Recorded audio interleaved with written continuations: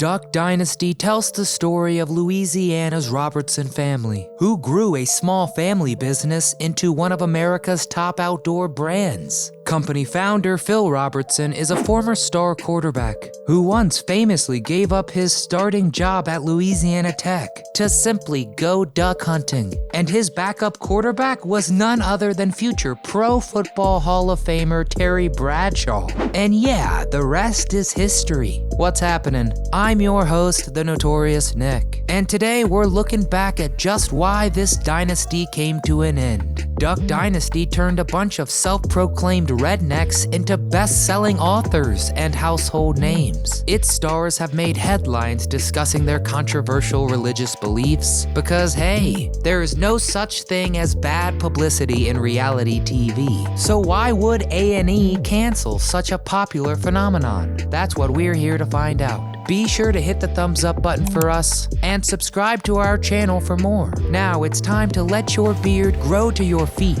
and be happy as we show you Dark Duck Days. In the 1960s, Phil Robertson went through what he refers to as a dark period of drinking, infidelity, and otherwise sinful behavior. In his 20s, he even kicked his wife and their 3 young children out of the house so that he could continue his wicked ways on his own. He did do some physical abuse that time when he drank that. But he repented in the early 70s, became a devout Christian, and begged Miss Kay to bring the kids home. I said, I'm fixing to hang another gear, and I'm turning from my sinful past, and I am fixing to make a valiant attempt to be good. And guess what? The family has stayed together ever since. And in 1972, Phil founded the Duck Commander Company and began manufacturing and selling his signature brand of duck calls. Several years later, his son Willie bought half of the company, and the dynasty began to form,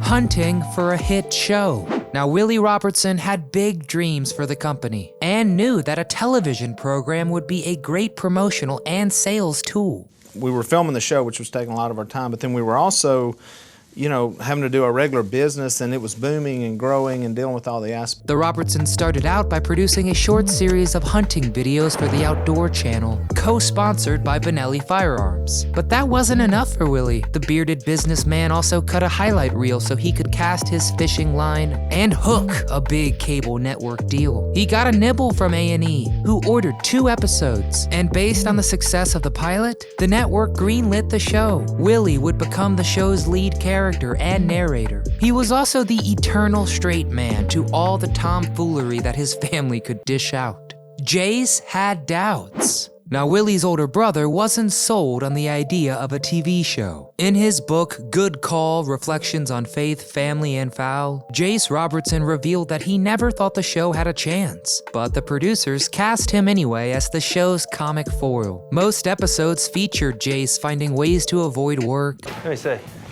Oh, good night. And openly sabotaging any of Willie's attempts to establish managerial control. When you gonna let me take it? You don't know how to drive this thing?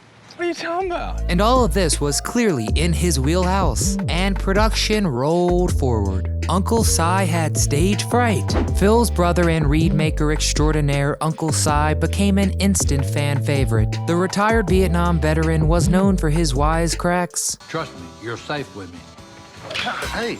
His bottomless green Tupperware cup full of sweet tea, and his vast expertise on absolutely everything. You need to see this. I need you to help me. I ain't gonna be able to hold this big heifer. I'll be there in a minute. His wife, Christine, declined to appear on the show, but Si eventually had to post a picture with her on Facebook to let his more aggressive female fans know that he was indeed off the market. But his fans may be surprised to learn that he was very camera shy at first. In fact, the show's producers covertly filmed Si with hidden cameras because he started clamming up when he knew the camera was rolling. But all that ended after he saw the footage for the first time, and he became the wisecracking ham that made him the show's breakout star. Take that, Jack. Hey y'all, watch this. It should surprise no one that Duck Dynasty wasn't scripted, but the episodes were were sort of planned in advance. Phil Robertson said that the show is mainly skits imagined by the family. Most episodes feature Willie trying to hold things together, while Jase and Uncle Si do their best to get in his way. You never told me don't take the RV. Never told you. You've said it before, but you didn't say it today. The cast members start fires, they skin wild game, they blow things up, and they run things over with their trucks and ATVs. Their long-suffering trophy wives all scold them for their boorish and uncouth behavior. We're gonna get in trouble again with the Homeowners Association if you do not put this fire out. And they either maliciously comply or just ignore them altogether. 19th century playwright Anton Chekhov once famously said, quote, "If in the first act you have hung a pistol on the wall, then in the following one it should be fired." Chekhov's gun is a well-known screenwriting plot device, and the Robertsons have plenty of pistols hanging on the wall, and rifles, and shotguns. Most episodes open with someone showing up to the duck call room with a new toy or a new tool, and the easily distracted employees all drop everything they're doing to play with it. Sometimes it's not a tool, but a seemingly simple task. Then things go a little too far, and Willie gets stuck cleaning up the mess. Then the family will sit down for dinner, Phil says grace, and Willie tells us he's learned something. Contrived? Absolutely. But it's a winning formula, and fans of the show could not get enough. Separation of church and TV. The family has always been outspoken about their evangelical Christian views. The Robertsons' conditions for doing the show included never being required to compromise on faith, family, or duck season. There were rumors that the producers pressured the Robertsons to downplay the religious content and not to end each show with a prayer, but the family has denied the allegations. In 2013, Phil Robertson made a number of highly controversial remarks in an interview with GQ magazine. Duck Dynasty star Phil Robertson got in trouble last week for talking about vaginas and anuses. He told GQ magazine, "It seems like, to me, a vagina as a man would be more desirable than a man's anus." Robertson claimed that African Americans in Louisiana were happy before the civil rights movement, and he compared homosexuality to bestiality. In response, A&E announced it was suspending Phil Robertson from the show. As CNN's Anderson Cooper shows us, it's what he said off camera that's got him in some hot water and suspended. The network eventually relented after a huge public outcry, and Phil's suspension was lifted, which is odd because I heard he was very happy during the suspension. Bearded best-selling authors. The season 4 premiere drew 11.8 million viewers, making the show the most watched nonfiction cable series in history. In 2013, the Robertsons published 5 books that all made the top 10 on the New York Times nonfiction bestseller list. They also sold branded merchandise including apparel, bobbleheads, air fresheners, and iPhone games. Phil Robertson claims he didn't even read his own book, and that's not completely unusual. Many celebrity autobiographies are co-authored by professional writers who help them get their stories organized. Someone's not a fan. In April 2020, while Willie Robertson was shopping, an armed assailant shot up his home. Thankfully, Willie was out at the time, but his son Luke, his wife, and their infant son were all asleep when a drive-by shooter fired 8 to 10 bullets into his home, including one bullet that passed through his bedroom window. 38-year-old Daniel King Jr. was arrested for the attack. Willie Robertson announced that the family was okay. Our family is fine. The report about the shooting was true. There was a drive-by shooting. But that he was pretty shook up. Certainly understandable, but he probably shouldn't expect any sympathy from the local wildlife.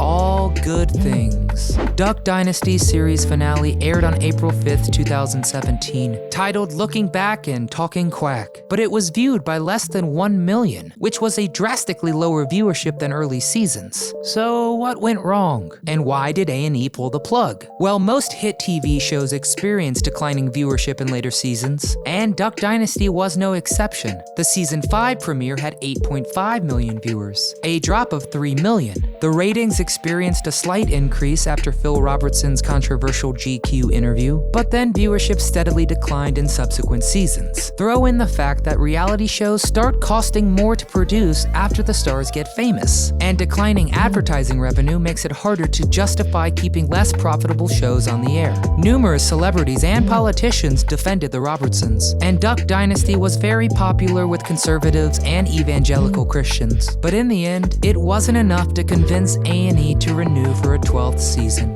Spin-offs. After Duck Dynasty went off the air, the stars made guest appearances on numerous programs and some spin-offs. Jeff and Jessica, Growing the Dynasty, followed Phil's youngest son, Jeff, and his wife as they raised their young children and worked to get a new food truck off the ground. Jase Robertson shaved off his beard in September 2017 to raise money to help children with cleft lips and palates in honor of his daughter, Mia, who was born with the condition. It took his daughter, Mia, to ask him to do it for money, to raise money for the charity that we have. Psy got his own short-lived spinoff called Going SI-RAL, where he watched and commented on YouTube videos. Perhaps it would have lasted longer if he watched some of our videos. Come on, Psy. Phil's spinoff. In May of 2020, Phil Robertson found out that he had fathered an unknown daughter during an affair that happened during his dark period in the 70s. 45 years, you have a daughter that you don't know about, and she has a father she doesn't know about. A 45-year-old woman named Phyllis sent a letter to the family and said that a DNA test indicated that Phil Robertson may be her father. I have this letter. Would you please give it to your dad? It means a lot to me. Robertson admitted to having affairs early in his marriage and said that Miss K had been telling him for years that someone would come out of his past, and it appears she was right. Phil's sons encouraged him to investigate her claim, and he contacted her right away after a DNA test revealed that they were a near-perfect match. One of my boys said, "Dad, it's a match." I said, "Bring her on. Tell her to come on down." Miss K accepted Phyllis into the family, and they've appeared together in public and on podcasts. She said that she's always wanted a daughter, and Phil was glad to welcome a girl into the family too. Thankfully, they didn't make Phyllis grow a beard. Duck Dynasty was a very up-close and personal look at a family who marches to the quack of their own duck calls. Phil Robertson has openly criticized all modern technology since day one. If you missed any of his discussion, all 11 seasons of Duck Dynasty are still available online, and you can download all the podcast episodes and listen to Phil discuss living off the grid as you play the Duck Dynasty game on your smartphone. That's what I would call a dynasty. So let's talk. What's a great episode of Duck Dynasty that you remember? Who was your favorite character on this show? Did we leave your favorite story out? Well, let us know. We want to hear from you. As always, don't forget to hit that like button for us and subscribe to our channel. Come back often so we can always tell you what happened.